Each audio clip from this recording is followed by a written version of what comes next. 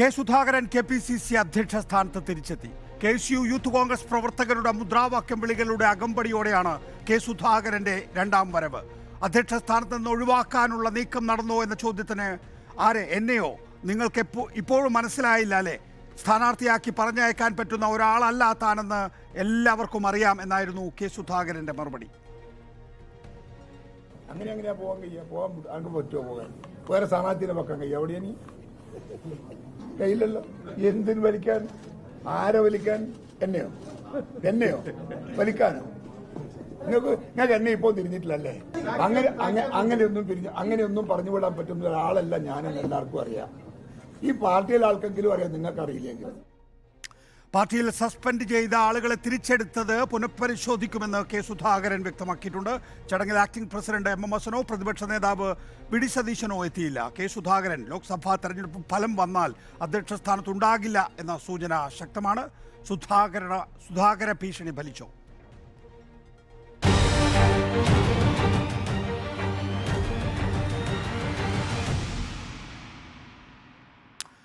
Professor PJ Kurian നമ്മോടൊപ്പം ഉണ്ട്, കോൺഗ്രസ് നേതാവ്. Professor PJ Kurian, K Sudhakaran ഇന്ന് അധ്യക്ഷ സ്ഥാനത്തേക്ക് തിരികെ വന്നിരുന്നു.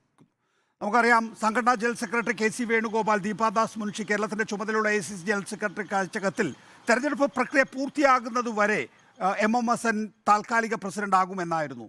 ഇപ്പോൾ സുധാകരൻ്റെ മടങ്ങിവരവ് സമ്മർദ്ദ ഫലമായിട്ടാണോ, അല്ലെങ്കിൽ സമ്മർദ്ദം എന്ന വാക്കിന് പകരം ചിലപ്പോൾ ചില ആളുകൾ ഭീഷണി എന്ന പദം ഉപയോഗിച്ചേക്കാം?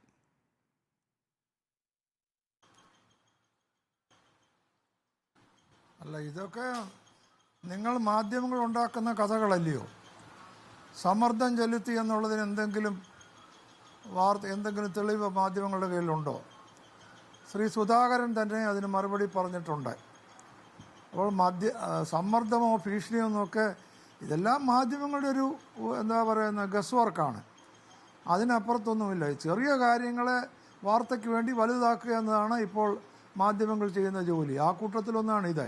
Shri K Sudhakaran KPC പ്രസിഡൻ്റായിരുന്നു. ഇലക്ഷന് സമയത്ത് വേറൊരാൾക്ക് ചാർജ് കൊടുത്തു.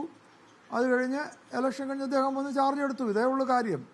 അതിന് 4 ദിവസം താമസിച്ചു എന്ന് പറയാൻ കാരണം ശ്രീ MM ഹസൻ വിളിച്ചു കൂട്ടിയ രാഷ്ട്രീയകാര്യ സമിതി എക്സിക്യൂട്ടീവ് യോഗം നടക്കണമായിരുന്നു, അതുകൊണ്ട് താമസിച്ചു. അതിനപ്പുറത്തൊന്നും ഞാനിതിൽ കാണുന്നില്ല. പ്രൊഫസർ PJ കുര്യൻ, നേരത്തെ നിയമസഭാ തെരഞ്ഞെടുപ്പ് കാലഘട്ടത്തിൽ രമേശ് ചെന്നിത്തല PCC അധ്യക്ഷനായിരിക്കെ അദ്ദേഹം തെരഞ്ഞെടുപ്പിൽ മത്സരിക്കാൻ പോയപ്പോൾ തലേക്കുന്നിൽ ബഷീറിനായിരുന്നു ചുമതല നൽകിയിരുന്നത്. പോളിംഗ് കഴിഞ്ഞ് ഉടൻ തന്നെ രമേശ് ചെന്നിത്തലയ്ക്ക് തിരികെ പ്രവേശിക്കാനായി. പക്ഷേ കെ സുധാകരൻ്റെ കാര്യത്തിൽ അതുണ്ടായില്ല. സുധാകരന് സമ്മർദ്ദമോ ഭീഷണിയോ ചെലുത്തി കഴിഞ്ഞതിന് ശേഷം മാത്രമാണ് PCC അധ്യക്ഷ സ്ഥാനം തിരികെ കിട്ടിയിട്ടുള്ളത്. സുധാകരൻ്റെ കാര്യത്തിൽ ഈ ഒരു താപ്പിൽ സുധാകരനെ മാറ്റിക്കളയാം എന്ന് കേരളത്തിലെ കോൺഗ്രസിലെ ചില നേതാക്കളോ അല്ലെങ്കിൽ AICCയിലെ ചില നേതാക്കളോ കരുതിയിരുന്നോ?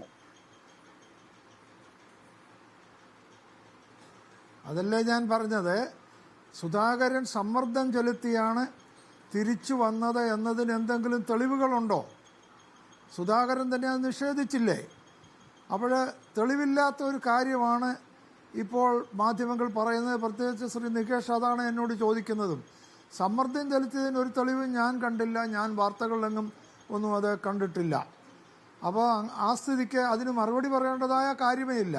പിന്നീട് 4 ദിവസം ഇലക്ഷൻ കഴിഞ്ഞു ഏതാനും ദിവസങ്ങൾ താമസിച്ചു എന്ന് പറയുന്നത് ഒരു കാര്യമേ അല്ല. അതിനൊരു കാരണം വ്യക്തമാണല്ലോ. അതായത് ഇലക്ഷൻ റിവ്യൂവിന് Shri MM Hassan acting president തന്നെ ഒരു നോട്ടീസ് അയച്ചിരുന്നു.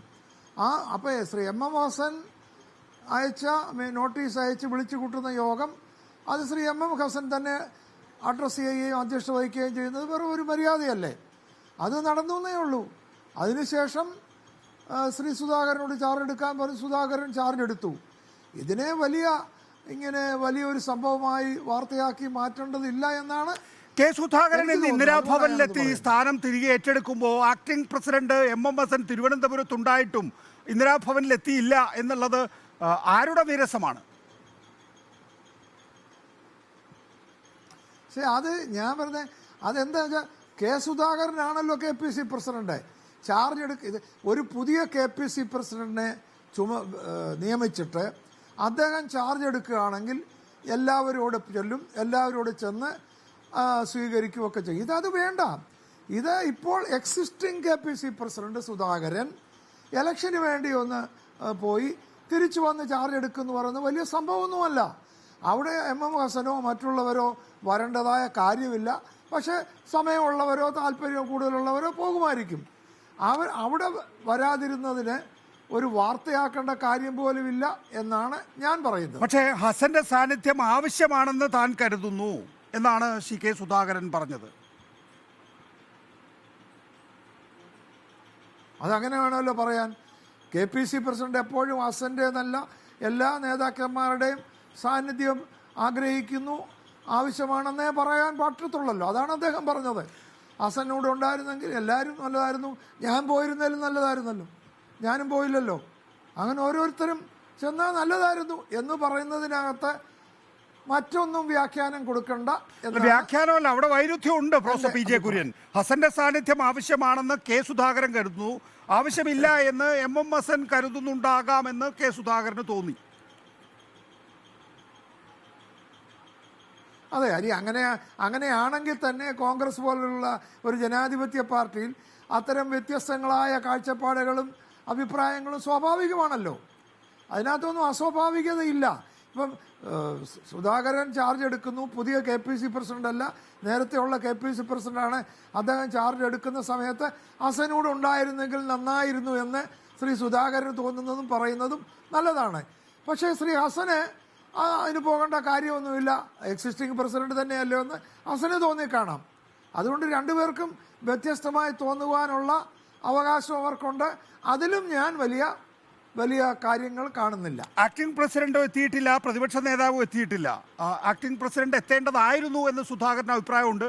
തിരക്കായതുകൊണ്ടായിരിക്കാം പ്രതിപക്ഷ നേതാവ് എത്താതിരുന്നത് എന്നും സുധാകരൻ കാണുന്നുണ്ട്. ഇവിടെ പ്രധാനപ്പെട്ട പ്രശ്നം നോക്കൂ, ഇത് സാധാരണ ഒപ്പിട്ടെടുക്കുന്ന ഒരു പദവി ആയിരുന്നു എങ്കിൽ ഇങ്ങനെ KSU, യൂത്ത് കോൺഗ്രസ് പ്രവർത്തകരുടെ ഒക്കെ തന്നെയും മുദ്രാവാക്യം വിളികളോടുകൂടി ഷാള് അണിയിച്ചുകൊണ്ട് വലിയ നിലയിൽ ആഘോഷത്തോടു കൂടി പ്രവേശിക്കേണ്ട കാര്യമുണ്ടായിരുന്നോ? നേരെ ആഫീസിൽ കയറി ചാർജ് എടുത്താൽ പോരായിരുന്നോ?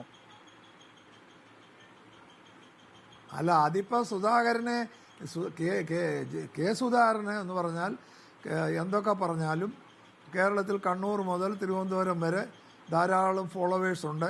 അദ്ദേഹത്തെ അഡ്മയർ ചെയ്യുന്ന ധാരാളമുണ്ട്. അദ്ദേഹത്തെ അനുകൂലിക്കാത്തവരുമുണ്ട്, ഒരു സംശയവുമില്ല. പക്ഷേ അദ്ദേഹത്തെ അഡ്മയർ ചെയ്യുന്ന ധാരാളം ആളുകളുണ്ട്.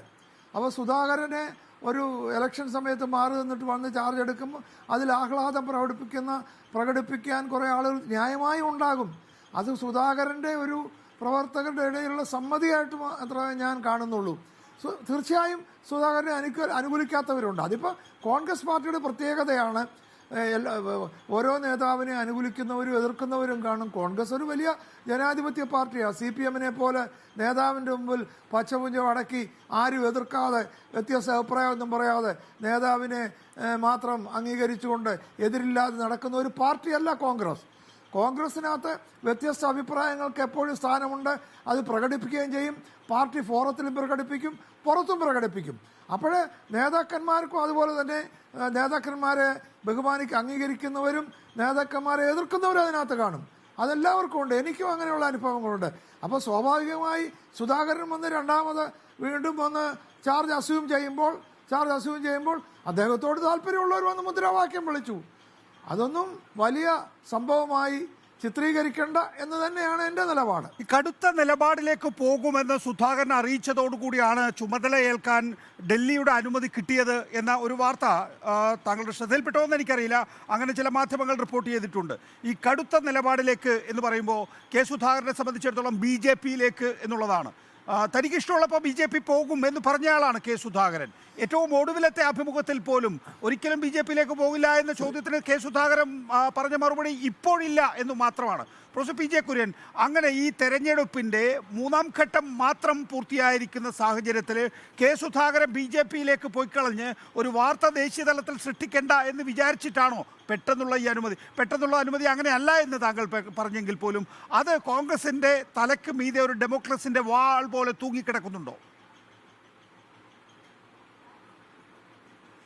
അപ്പോൾ പിന്നെ ശ്രീ നികേഷ്, ഇങ്ങനെയുള്ള ഭാവനകളൊക്കെ കാണുവാനും പറയുവാനുള്ള അവകാശം നമ്മുടെ ജനാധിപത്യത്തിൽ എല്ലാവർക്കും ഉണ്ട്. അതുകൊണ്ട് ശ്രീ നികേഷിനും അത് ചെയ്യാം, അതിന് കുഴപ്പമൊന്നുമില്ല. പക്ഷേ ഈ കോൺഗ്രസ്സുകാർ കുറേ ആളുകളെ മനഃപൂർവ്വം BJP ആക്കാന്നൊരു പ്രവണത ഇവിടെ കുറേ ആളുകൾക്കുണ്ട്. എന്നെ എത്ര പ്രാവശ്യം BJP ആക്കിയെന്നറിയാമോ? ഞാൻ രാജ്യസഭ ഡെപ്യൂട്ടി ചെയർമാൻ ആയിരുന്നപ്പം കുറേ പേര് എന്നെ BJP ആക്കി. അത് കഴിഞ്ഞിട്ട് ഞാൻ പിന്നെ എന്നെ BJP ആക്കി. എത്ര തവണ എന്നെ BJP ആക്കി. അതുപോലെ സുധാകരനോട് വിരോധമുള്ള കുറേ ആളുകൾ BJP ആക്കാൻ ശ്രമിക്കും. അതുകൊണ്ടൊന്നും സുധാകരൻ BJP ആകത്തില്ല. സുധാകരൻ കോൺഗ്രസിൻ്റെ അടിയുറച്ച ഒരു പടയാളിയും നേതാവുമാണ്. അതിനകത്ത് ആർക്കും, ഒരു കോൺഗ്രസ്സുകാർക്കും യാതൊരു സംശയവുമില്ല. സുധാകരൻ്റെ ബ്ലഡ് തന്നെ കോൺഗ്രസിൻ്റെ രക്തമാണ്. ശക്തമായി ഇത് പ്രശ്നം എന്താണെന്ന് വെച്ചാൽ സുധാകരൻ ഇടതുപക്ഷ CPM-നെ പ്രത്യേകിച്ച് മറ്റാരേക്കാൾ ശക്തമായി എതിർക്കുന്നു. അങ്ങനെ CPM-നെ ശക്തമായി എതിർക്കുന്നവരെ സംഖ്യകളാക്കുക, BJP ആക്കുക എന്നുള്ള ഒരു പ്രവണത ചിലരൊക്കെ പ്രത്യേകിച്ച് കാണിക്കുന്നുണ്ട്.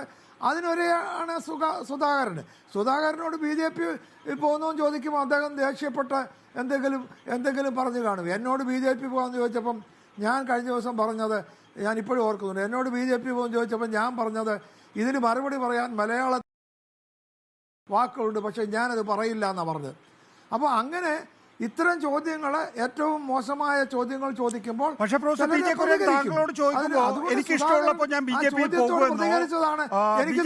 ഒരിക്കലും പോകില്ലേ എന്ന ചോദ്യത്തിന് ഇപ്പോഴില്ല എന്ന മറുപടി ഒന്നും നൽകിയ ആളല്ലല്ലോ താങ്കൾ. നമ്മൾ ഒരു രാഷ്ട്രീയക്കാരനെ വിലയിരുത്തുക, രാഷ്ട്രീയത്തിലൂടെ അല്ല. അത് നികേഷ, ഞാൻ മറുപടി പറയട്ടെ നികേഷ. അങ്ങനെ ചോദിക്കുന്ന ഒരു ആളിനോട് ബോധ്യപ്പെടുത്തേണ്ട ആവശ്യമൊന്നും സുധാകരനില്ല. അവനോട് അങ്ങനെ ചോദിച്ചോണ്ട് പറഞ്ഞു കാണും, എനിക്ക് തോന്നുമ്പം പോവും, അല്ലെ താൻ ആരാ എന്നൊക്കെയുള്ള നാടൻ ഭാഷയിൽ സുധാകരൻ സംസാരിച്ച് കാണും.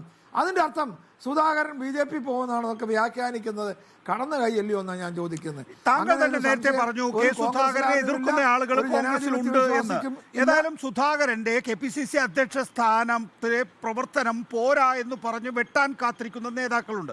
ഈ ലോക്സഭാ തെരഞ്ഞെടുപ്പ് കഴിയുമ്പോഴേക്കും കോൺഗ്രസിലൊരു പുനഃസംഘടന ഉറപ്പാണോ പ്രൊഫസർ PJ കുര്യൻ? അല്ല, അത് പുനഃസംഘടനയുണ്ടോ എന്ന് ഹൈക്കമാൻഡാണ് പറയേണ്ടത്. ഞാൻ എങ്ങനെയാ പറയുന്നത്? അല്ലെ നികേഷ് എങ്ങനെയാ പറയുന്നത്? ഹൈക്കമാൻഡ് പറഞ്ഞിട്ടുണ്ടോ എന്ന്? അല്ല, സാധാരണഗതിയിൽ തെരഞ്ഞെടുപ്പ് ഫലത്തെ ആശ്രയിച്ചായിരിക്കുമല്ലോ കോൺഗ്രസിലെ പുനഃസംഘടന ഉണ്ടാകാറുള്ളത്. ഇപ്പോ കോൺഗ്രസ് വലിയ വിജയം നേടാനായില്ല എങ്കിൽ ഒരു പുനഃസംഘടന ഇന്ന് സംഘടനാ തലത്തിൽ ഉറപ്പല്ലേ? ഞങ്ങൾക്ക് നല്ല ഭൂരിപക്ഷം കിട്ടാൻ പോവാ. നല്ല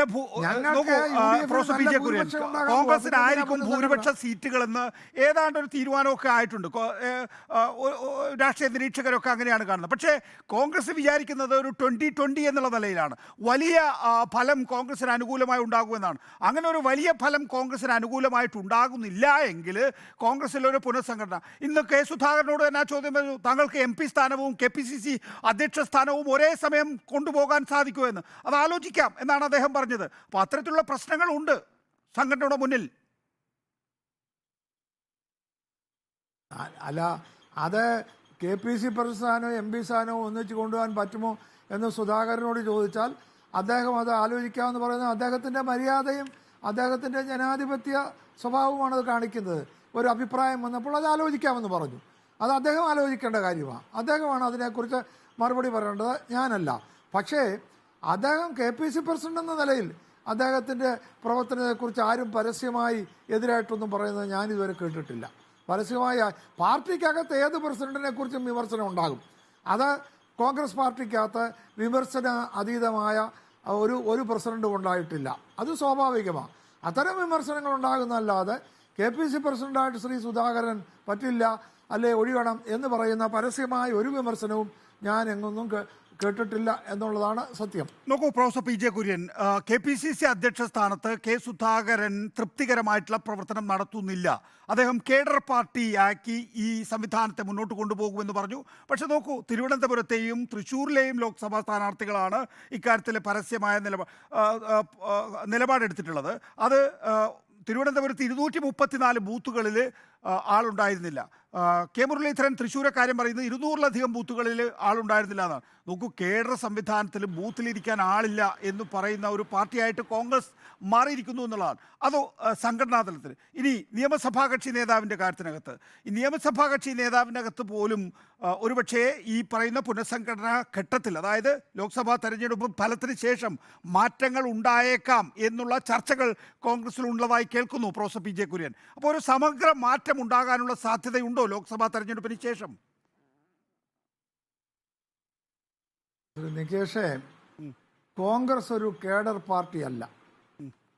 കോൺഗ്രസ് ഒരു ജനാധിപത്യ യഥാർത്ഥത്തിൽ ഒരു മാസ് മൂവ്മെന്റാ. ഇത് ഇപ്പോഴും ഒരു മാസ് മൂവ്മെന്റാ, ഒരു കേഡർ പാർട്ടിയല്ല. കോൺഗ്രസിന്റെ തെരഞ്ഞെടുപ്പ് കാലത്ത് ബൂത്തുകളിൽ ആളില്ലാത്തത് ആദ്യത്തെ സംഭവമല്ല. എല്ലാ തെരഞ്ഞെടുപ്പിലും പല സ്ഥലങ്ങളിലും പല ബൂത്തുകളിലും എല്ലാ ജില്ലകളിലും ബൂത്തുകൾ ആളുകളില്ലാത്ത അല്ലെങ്കിൽ ഏജന്റുമാരില്ലാത്ത ബൂത്തുകൾ ഉണ്ടായിട്ടുണ്ട്. അത്തരം പോരായ്മകളെയൊക്കെ അതിജീവിച്ചുകൊണ്ടാണ് കോൺഗ്രസ് എന്നും വിജയിക്കുകയും അധികാരത്തിൽ വരികയും ചെയ്തിട്ടുള്ളത്. ആ സ്വാഭാവികമായ പോരായ്മ അത് കോൺഗ്രസിന്റെ കാര്യം. ഒരു കേഡർ CPM പോലോ അല്ലെങ്കിൽ RSSനെ അല്ലെ BJPയെ പോലോ ഒരു കേഡർ സംവിധാനത്തിൽ ആളുകളെ സംഘടിപ്പിച്ച് പ്രവർത്തിക്കാൻ കോൺഗ്രസിന് പറ്റില്ല. അത് അങ്ങനെയായാൽ കോൺഗ്രസ് അല്ലാതാകും. അത് അത് അത് it is not possible.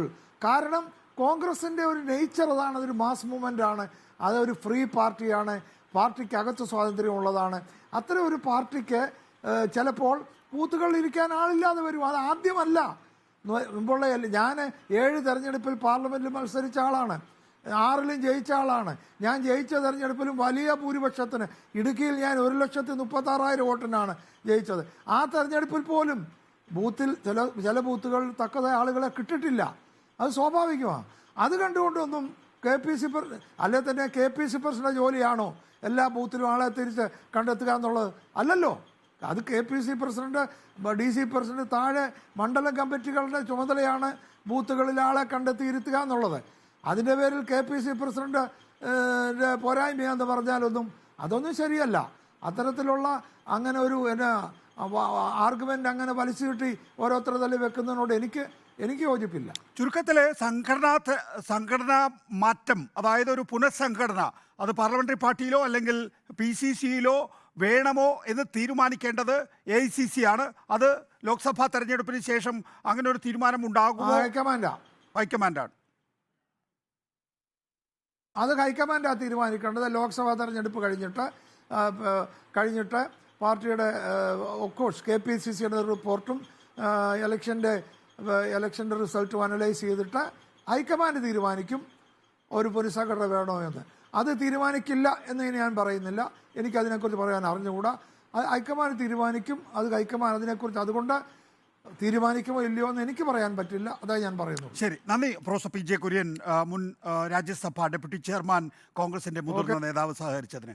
Advocate K Anilkumar CPM, Shankuttidas BJP, Jacob George രാഷ്ട്രീയ നിരീക്ഷകൻ, സജീവൻ മാധ്യമപ്രവർത്തകൻ തുടങ്ങിയവർ കൂടി നമ്മോടൊപ്പം ചേരുന്നു. അഡ്വക്കേറ്റ് കെ അനിൽകുമാർ, നിങ്ങളുടെ പാർട്ടിയുടെ വിഷയമല്ല ഇത് എങ്കിൽ തന്നെയും കെ സുധാകരൻ അദ്ദേഹം പറയുന്നത് എനിക്ക് ഒപ്പിട്ടെടുക്കാവുന്ന ഒരു പദവിയായിരുന്നു ഇത് എന്നാണ്. അതായത് ഇന്ന് വളരെ എളുപ്പത്തിൽ തന്നെ കെ സുധാകരൻ ഇത് ഒപ്പിട്ടെടുത്തിരിക്കുന്നു എന്നുള്ളതാണ്. ഇക്കാര്യത്തിൽ ഉണ്ടായിട്ടുള്ള അഭ്യൂഹങ്ങളെല്ലാം തന്നെയും മാധ്യമ സൃഷ്ടിയാണെന്ന് പ്രൊഫസർ പി ജെ കുര്യൻ നേരത്തെ പറഞ്ഞതും താങ്കൾ ശ്രദ്ധിച്ചിട്ടുണ്ടാവുമല്ലോ. സുധാകരൻ തൻ്റെ ആലയിലേക്ക് തിരിച്ചു വന്നപ്പം അവിടെ ഉണ്ടാകേണ്ടിയിരുന്ന മുഴുവൻ കന്നുകാലികളെയും കണ്ടില്ല എന്നാണ് അദ്ദേഹത്തിന്റെ ഭാഷ കടമെടുത്താൽ അദ്ദേഹം ഇന്നലെ നടത്തി. അല്ലല്ല, സുധാകരന്റെ ആലയിലേക്ക് തിരിച്ചു ചെന്നപ്പോൾ അദ്ദേഹത്തിന്റെ സഹജീവികളെ കണ്ടില്ല എന്ന് പറയുമ്പോൾ സുധാകരന്റെ ആലയിലെ കന്നുകാലികളെ എന്നാണ് താങ്കൾ പറഞ്ഞത്. ഇനി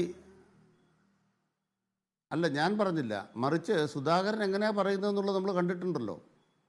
അവിടെ ഹസനും അതുപോലെ തന്നെ സതീശനും വരാതെ വരുമ്പോൾ ആലപ്പുഴ വെച്ച് ഷാനിമുൾ ഉസ്മാന്റെ ചെവിയിൽ പറഞ്ഞ കാര്യം നമ്മൾ കേട്ടിട്ടുണ്ടല്ലോ.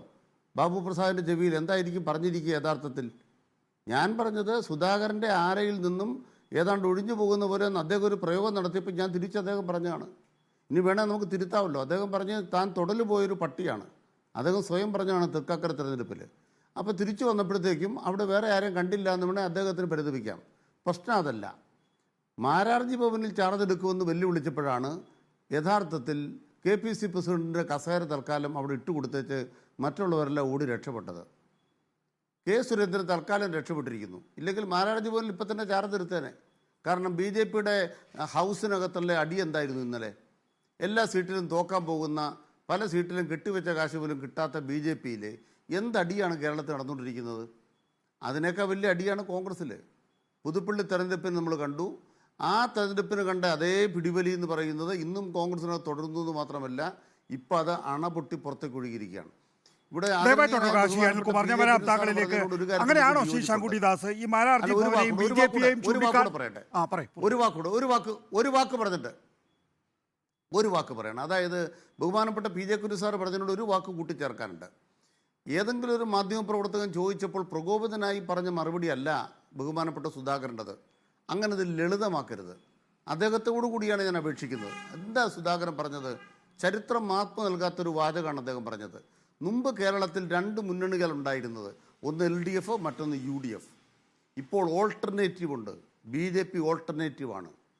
BJP ഓൾട്ടർനേറ്റീവാണ് എന്ന് KPCCയുടെ വർക്കിംഗ് പ്രസിഡന്റിന്റെ കസേര ഇരുന്നുകൊണ്ട് പറഞ്ഞയാളുടെ നേതാവാണ് സുധാകരൻ. അദ്ദേഹമാണ് KPCC പ്രസിഡന്റ്. അതാണ് വളരെ പ്രധാനപ്പെട്ട പോയിന്റ് ശ്രീ ശങ്കുട്ടിദാസ്. അതായത് BJPയെ ഒരു ഓൾട്ടർനേറ്റീവായി കോൺഗ്രസ്സുകാർ കാണുന്നു എന്നുള്ളതാണ് കോൺഗ്രസിന്റെ ഇന്നത്തെ ഏറ്റവും വലിയ പതനത്തിന്റെ കാരണം എന്നുള്ളതാണ്. അത് കെ സുധാകരൻ വാക്കുകളിലൂടെ പറഞ്ഞിരിക്കുന്നു. ഇപ്പോഴും കെ സുധാകരൻ KPCC അധ്യക്ഷ സ്ഥാനത്തേക്ക് തിരികെ വരുമ്പോൾ അദ്ദേഹത്തിന് ഇലക്ഷൻ സമയത്ത് താൽക്കാലികമായി ഒഴിയേണ്ടി വന്ന സ്ഥാനത്തേക്ക് അദ്ദേഹം തിരികെ വരുമ്പോൾ പോലും അത് വലിയ വാർത്തയാകുന്നു. അദ്ദേഹത്തിൻ്റെ വാർത്താ സമ്മേളനത്തിൽ അത് മുഴുവൻ സമയ ചർച്ചയാകുന്നു എന്നൊക്കെ പറയുമ്പോൾ ശ്രീ ശങ്കുട്ടിദാസ്, യഥാർത്ഥത്തിൽ BJP ഇപ്പോൾ കെ സുധാകരൻ എന്ന ഓപ്ഷൻ പരിഗണിക്കുന്നുണ്ടോ?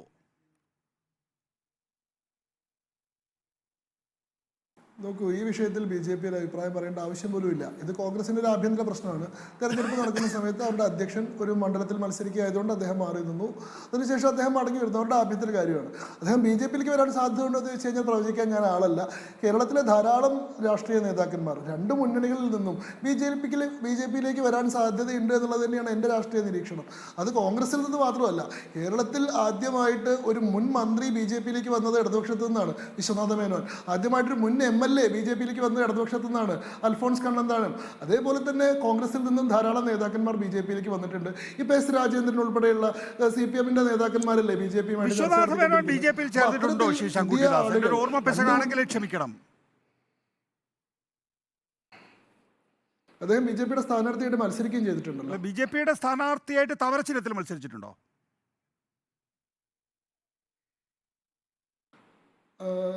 അങ്ങ് എന്നെ തിരുത്തുകയാണോ? ഞാൻ എൻ്റെ ഓർമ്മയിൽ നിന്നാണ് ഞാൻ പറയുന്നത്. വിശ്വനാഥ മേനോൻ എന്റെ ഓർമ്മ VB ചെറിയാന്റെ രാഷ്ട്രീയ പാർട്ടിയിൽ നിന്നുകൊണ്ട് അദ്ദേഹം രാഷ്ട്രീയ പ്രവർത്തനം നടത്തിയിരുന്നു.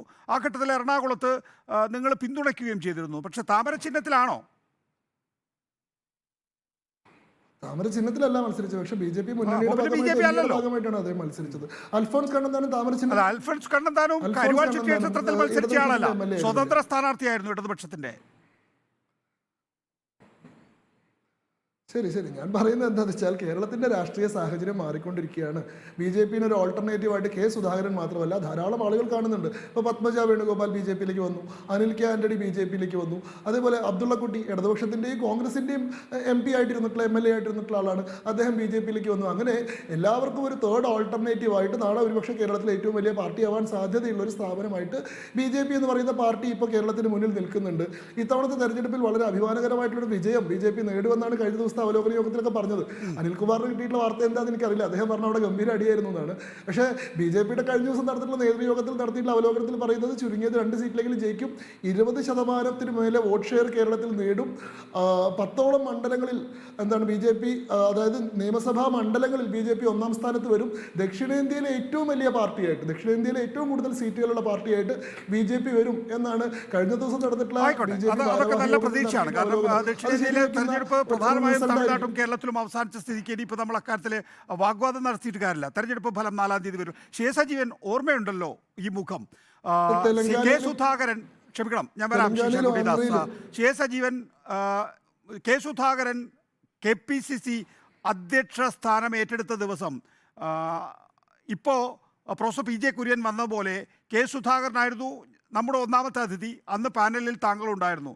ഞാൻ അന്ന് കെ സുധാകരനോടൊരു ചോദ്യം ചോദിച്ചു, ജാത്യാലുള്ളത് തൂത്താ പോവുമോ എന്നുള്ളത്. സുധാകരൻ അതിന് മറുപടി പറയുകയും ചെയ്തു. എനിക്ക് നേരെ വലിയ നിലയിൽ ഓൺലൈൻ അറ്റാക്ക് ഉണ്ടാക്കി. പിന്നെ അതിനുശേഷം കെ സുധാകരൻ എന്നോട് മിണ്ടിയിട്ടുമില്ല. ഷിയ സജീവൻ പക്ഷേ ജാത്യാലുള്ളത് തൂത്താൽ പോകുമോ എന്നാൽ ജന്മനായുള്ളത് സ്വഭാവം മാറുമോ എന്നുള്ളതാണ്. യഥാർത്ഥത്തിൽ സുധാകരൻ രണ്ടാം വരവ് വരുമ്പോൾ ജന്മനായുള്ള സ്വഭാവം സുധാകരന് മാറ്റാൻ പറ്റിയിട്ടുണ്ടോ? KPCCയെ ഒന്നിച്ചു കൊണ്ടുപോകാൻ കഴിഞ്ഞിട്ടുണ്ടോ? ഒരുപക്ഷെ കേരളത്തിലെ കോൺഗ്രസ് അഭിമുഖീകരിക്കുന്ന വെല്ലുവിളികളെല്ലാം നേരിടാൻ സുധാകരൻ മതിയായിരുന്നോ? ഇപ്പോൾ സുധാകരന് മടങ്ങി വരവ് ദുഷ്കരമായത് അത് സാധിച്ചില്ല എന്നുള്ളത് കൊണ്ട് കൂടിയല്ലേ ചോദ്യം?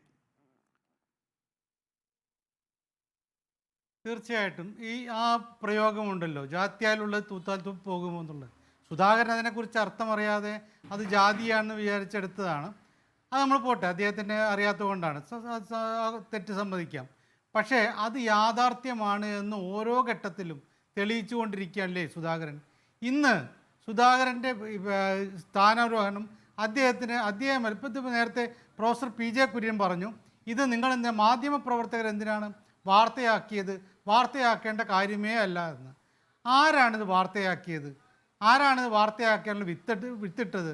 സുധാകരനോട് ആരും ചോദിക്കാതെ തന്നെയാണ് അദ്ദേഹം പറഞ്ഞിട്ടുള്ളത് ഹസ്സൻ്റെ സാന്നിധ്യം ഉണ്ടാകേണ്ടതായിരുന്നു എന്ന്. ഹസ്സൻ ഇതിൽ പങ്കെടുക്കുന്നതിൽ തെറ്റില്ല, പങ്കെടുക്കാമായിരുന്നു. VD സതീഷിനെ പങ്കെടുക്കാമായിരുന്നു.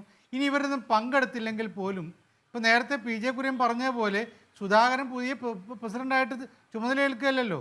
അദ്ദേഹത്തിന് വന്ന് ഒപ്പിട്ടങ്ങ് ചാർജ് എടുത്താൽ മതി. അദ്ദേഹം ഒന്നും പറയേണ്ടതില്ല. സ്ഥാനമൊഴിഞ്ഞു, ഞാൻ വീണ്ടും അധികാരത്തിലെത്തി, എന്നെ ആരും പിടിച്ചു കയറ്റേണ്ടതല്ലോ എന്ന് പറഞ്ഞ പ്രശ്നം തീരുമായിരുന്നു. അദ്ദേഹമാണ് ഇവിടെ പ്രശ്നം ഇപ്പോൾ ഉണ്ടാക്കിയത്. അദ്ദേഹം KPC പ്രസിഡന്റ് ആയ ശേഷം അദ്ദേഹം പറഞ്ഞെന്താണ്, എല്ലാവരെയും ഒരുമിച്ച് കൊണ്ടുപോകുമെന്ന് പറഞ്ഞു. അതൊരു ഭംഗി വാക്കാണെന്ന കാര്യം നമുക്കൊക്കെ എല്ലാവർക്കും അന്ന് അറിയാമായിരുന്നു. എന്നിട്ട് പറയുന്നത് കേഡർ പാർട്ടി, സെമി കേഡർ പാർട്ടിയാക്കുമെന്ന്.